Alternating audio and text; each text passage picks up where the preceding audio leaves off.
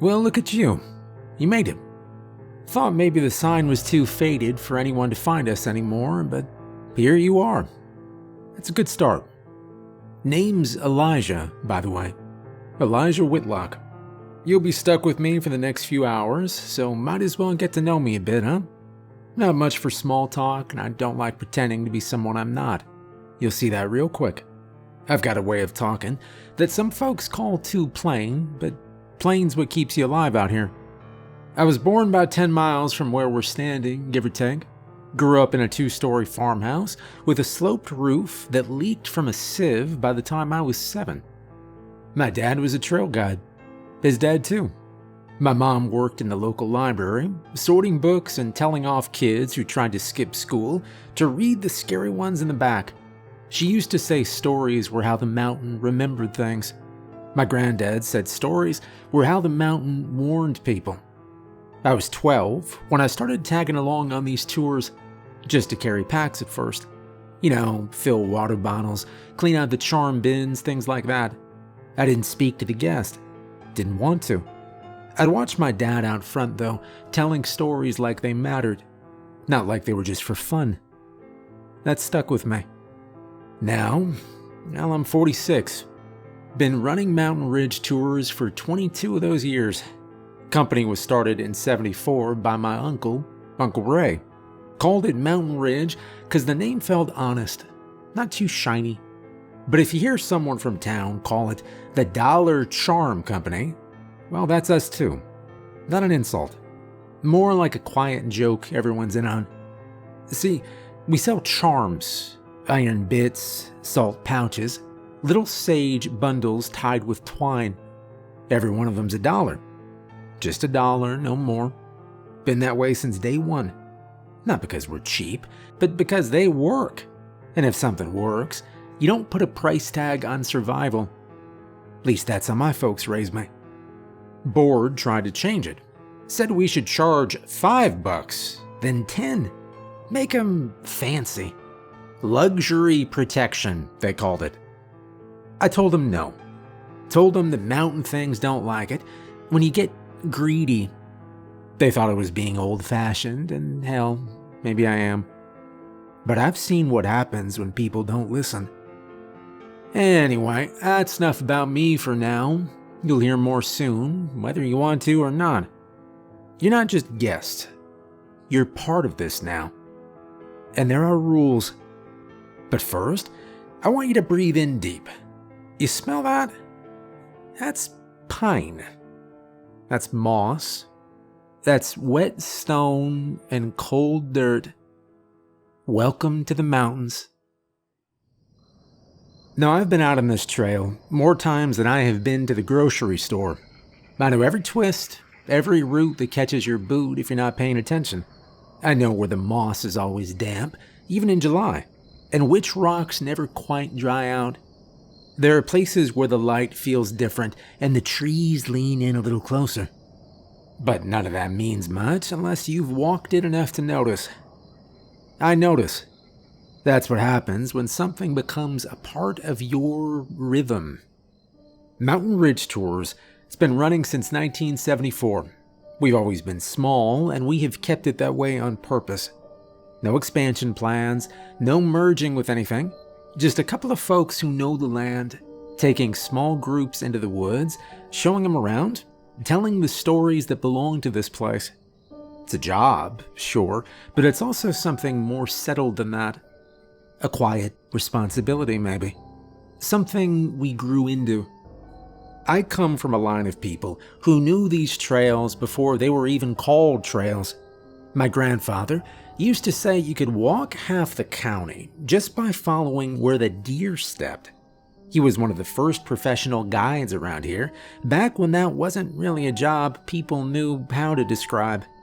He taught me how to read the tree line, how to watch the sky for shifts in weather, and how to keep your voice low when you're past the ridge. I didn't understand that one when I was a kid. I do now. When I was 12, I started coming along on the tours. Carried the water packs, cleaned up after the groups, listened more than I spoke. That's how you learn out here. You don't jump in swinging stories around, you stay quiet and you pay attention. Over time, you start to notice what people overlook. You notice what never changes. That's how I ended up leading the thing myself. I have been doing it longer than I thought I would. People still ask the same questions, still forget their jackets, still laugh when I mention the old practices like they're part of the show. And that's fine, I don't mind. What matters is what we keep doing, and one of those little things is the charms. They're nothing flashy. Little iron loops, bits of salt, dried herbs wrapped up neat. You'll see them tied onto people's packs or tucked in coat pockets. We don't make a big deal about it. Just something we've always done. I carry one myself, most of us do. Now before we start the tour, we have got a few rules to go over. Nothing complicated. I'll walk you through them. Alright, rule number 1. Now most folks figure they know how to behave on a trail. They see the dirt path, maybe a wooden post or two, and figure it's all just for show. Helpful, sure, but optional if you've got a good sense of direction. I have seen people start wandering just 5 minutes in. They see a deer trail cutting off to the right or some flat stone stretch off to the left and think, what's the harm in stepping off for a bit? They always say they're just trying to get a better view or check something out real quick. It's never just a quick thing. Out here, even one step in the wrong direction has weight. So I always start with the first rule. Same way every time. Stay on marked trails. We keep our trails simple and easy to follow. We don't loop them in weird ways or send folks climbing through bramble or creek beds. Everything's marked, and we mark it the same way people have done for generations. 3 short lines carved into the trees. You'll see them along the path as we go. Some are fresh, some are older. We keep them up to date. 3 lines, vertical, spaced like someone pressing 3 fingers into soft wood. Back before folks started calling it a tour, people marked safe paths like that because they learned where not to walk. That's the real point of it. It's not just about where you should be, it's about where you shouldn't. There are parts of these woods we don't walk through, not anymore. Maybe not ever, depending who you ask. The stories are older than my family, older than anyone who's still alive now. They talk about something out past the marked lines, something big that moves real quiet and slow, and doesn't like being stepped over. The old folks called them giants, though nobody ever really described them like the ones from storybooks. Every so often, a hunter or a hiker would come across a bone pit. That's what they called them, bone pits. Not because they were deep, not really pits at all, just circles where the earth had cleared itself out and left behind a pile of gnawed-up remains. You'd find bones cracked in strange ways, like they'd been chewed by something with too many teeth in the wrong places. They weren't animal bones either. Sometimes there'd be ribs too wide to belong to deer, or spines that didn't quite match anything we know. And sometimes, if you dug around, which you shouldn't, you'll find old things mixed in. A rusted canteen, a cracked flashlight, bits of canvas, zippers. I found one once, years back. I was with another guide, Harold. He was a much older man with back pains, had been around since I was a kid. Said he still did the tours because it gave him something to do. We were checking the lines after the storm knocked some markers loose. Just maintenance, nothing unusual. And we came across a low clearing, maybe 20 yards from the marked path. The grass there was yellowed and dead, and in the middle was a scatter of bones. Neat, as if someone had arranged them for a photograph. Well, I asked Harold how long they'd been there. He crouched down, didn't say anything. Just looked for a while. Finally, he said, "These bones are new?" Then he pointed to a bit of cloth half buried in the edge of the clearing. "That logo there stopped printing in 91. Then he stood up, walked back to the trail, and didn't say another word. That's when I started carrying ash. Older guides carry a little pouch of it. Nothing fancy. Just cold fire dust from cedar or hickory. Something burned all the way through. Some of us sprinkle it along the edges of the trail. Not every time, not everywhere.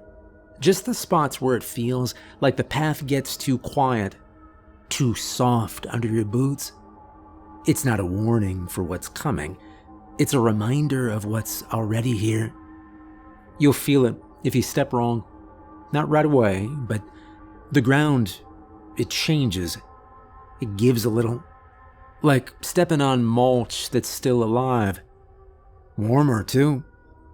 I had a guy once, late fall. Light was fading early. He wasn't paying attention. Stepped about 3 feet off the trail to get a picture of a squirrel. Took 1 step. Maybe 2. I called him back. He laughed, said something about not going far. But when he stepped back onto the path, I saw the bottoms of his boots were dark, damp looking. We got back to the lot before dusk, and while he was brushing off his soles, something small fell out of the tread. Looked like a pebble. He picked it up. It was a tooth. Too small for an adult. Too flat for an animal. Didn't say anything to him then. No point. Some things aren't gonna make sense right away. You don't have to know the stories. You don't have to believe them. You don't have to carry ash or charms or repeat old sayings, but you do have to stay on the marked path. That's not just our first rule. That is the one every other rule depends on. It's easy to follow, easier than the others, really. You just keep your feet where they're supposed to be. You stay where the lines say stay. You treat the edges like a fence, not a suggestion. And if you see a gap between the markers that looks like a shortcut, ignore it. Because it's not a shortcut. It's a door you don't want open. So yeah, rule 1 is simple. Stay on the marked trails, that's it. You keep your feet where the path says to go and you enjoy the tour. We'll take care of the rest. Rule 2. Alright, so the first one's about where your feet go. The second one is about what you bring with you. And when I say that, I don't mean water bottles or bug spray. I mean a charm. Something made from the right materials, meant to be kept close while you're out here. That's part of how we do things. You've probably seen them already, even if you didn't realize what they were. Iron nails on string. Bundles of sage wrapped in red thread. Little pouches of salt tied shut with twine. We keep them at the station, laid out in small trays by the window. Every single one cost $1, like I said. Not because we're trying to turn a profit. The board told us we couldn't give the things away. So we chose the lowest price that would still mean something. When you pay $1 for something and choose to carry it, it becomes yours. That's the idea. You took it willingly. You chose to bring it with you instead of walking past it. That choice is the important part. People around here have used charms like these for as long as anyone can remember. The materials were always things they had on hand. Iron from a horseshoe, salt from the kitchen, dried herbs from the hillside. But they didn't just grab random items. They used what their parents had used, and their parents before them. Each one had a meaning and a reason for being carried. Iron's probably the most common. It's steady, solid, simple. Salt was used to keep spaces clean, to keep things out. Sage and rosemary helped with clarity and protection.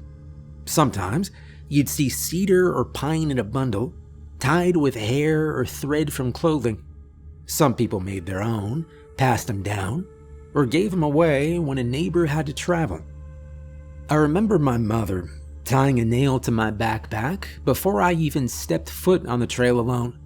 Said it wasn't about fear, it was just about being mindful. My grandfather tucked a sprig of rosemary into the lining of his hat, and he never took it out. Didn't talk about it, just did it every day. There wasn't anything mysterious about it, it was part of how they lived. We've kept that practice going, even when people started thinking it was old-fashioned.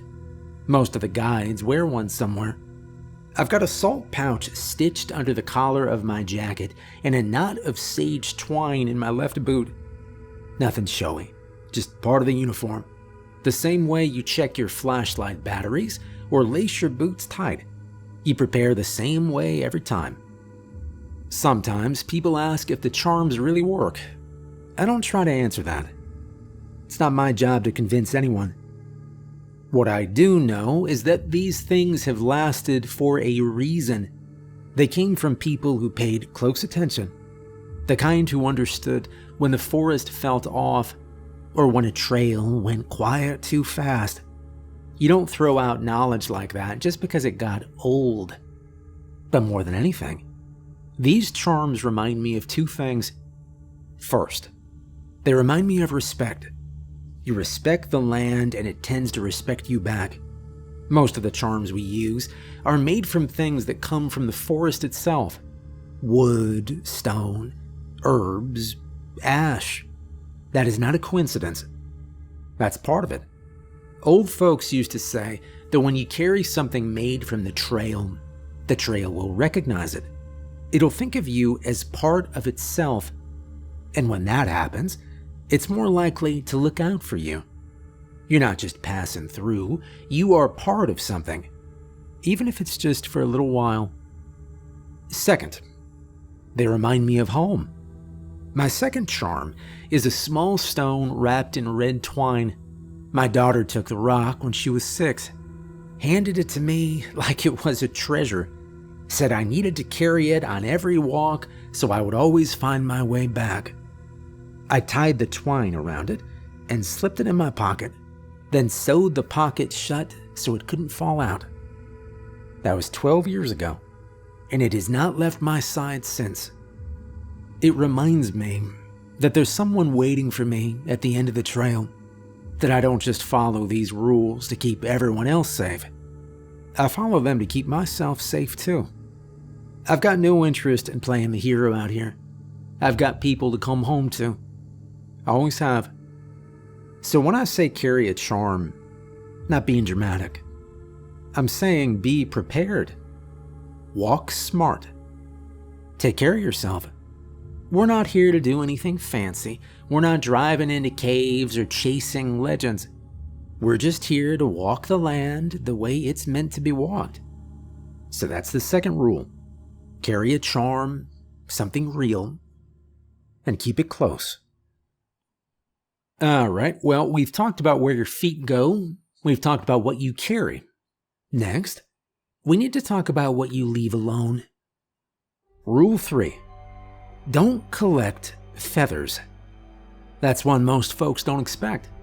It sounds harmless, I know. You see a feather on the ground, catches the light a certain way, looks like something worth keeping. You think maybe it'd be nice to bring home, tuck it in a book, show it to somebody. Take a picture first, then stick it in your bag. But out here, we do not do that, and we don't let our guests do it either. We leave feathers where we find them. You'll spot them all over, especially near the water or under low branches, mostly small ones. Gray, brown, white if it's from an owl. And now and then, you'll see a black one, longer, heavier. Clean, like it was just dropped, not like it fell off something weeks ago. That's when I usually step in, before someone gets too curious. The reason we don't pick them up, it goes back a long way. Feathers have always meant something, more than just a piece of a bird. Around here, they were seen as messages. Not written in words, just signs that something had passed through or left something behind. Some feathers, especially the black ones, were believed to carry weight. Not physical, not something you could measure, but something tied to spirit or memory. Things that don't sit easy in a backpack. Stories from the older families say that certain feathers don't come from regular birds at all. They belong to animals raised by medicine women, witches, and other people who dealt with the in-between places. If one of their birds died or was punished or offered up, its feathers weren't just left behind. They were marked, not with paint or carving, but in ways they can't be cleaned off or seen properly. You touch one, and it stays with you. I don't tell this to scare folks, I just tell them what's been passed down. There's enough repetition in the stories that I have learned to listen. Too many hikers over the years picked one of them up thinking it'd be a great souvenir, only to end up sick within a day or two. Same symptoms every time. Chills, fever, sometimes even shaking, like their body forgot what normal felt like. Hospital visits, tests that came back inconclusive. Some got told it's pneumonia. Some get tagged with hypothermia, even if the weather was warm. They're sent home and left wondering why they can't shake the cold. I always ask the same question when someone calls in to report it. Did you take anything off the trail? Most people won't admit it right away. Some never do. But once in a while, someone will call back 2 days later and say they found a feather in their suitcase and threw it out. Then the fever breaks. Not always, but enough times that I take it seriously. You don't have to understand it. You just have to leave the feathers where they are. Now there's one more thing you should know about. Something a little different from the rest. There's a crow that shows up from time to time. You'll know when you see it. Bigger than the others.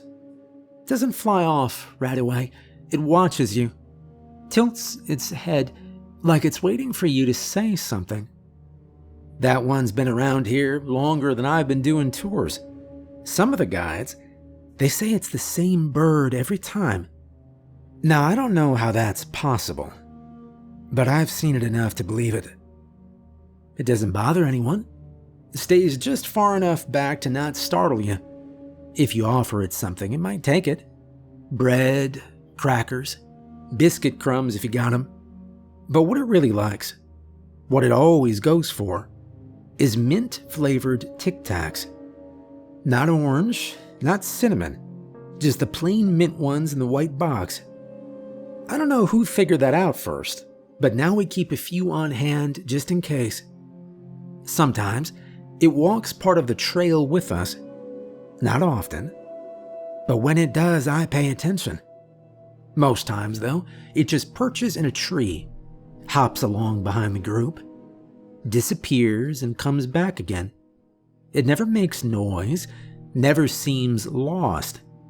Almost like it's checking in on things. And if someone ever does get separated from the group, which, by the way, is rare but not impossible, I tell them one thing before we go looking. If you see the crow, follow it. Doesn't matter what direction it heads. Just stay with it. It has a way of leading people back. Every single person who's followed the crow has made it back to the station before sundown. No phone calls, no GPS. They just show up, walking out of the woods like they never left the path. Some things out here don't need explaining. They just work. Alright, well, there's one more rule I want to cover before we get moving.